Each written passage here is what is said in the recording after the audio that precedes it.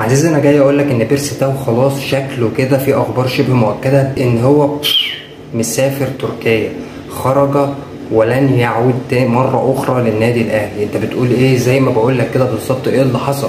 تعال، في أخبار شبه مؤكدة منتشرة إن في نادي من الدوري التركي أرسل عرض رسمي لبيرسي تاو وخلص معاه كل الاتفاقات والإجراءات اللازمة، اتفق معاه على الراتب بتاعه، اتفق معاه على مدة التعاقد.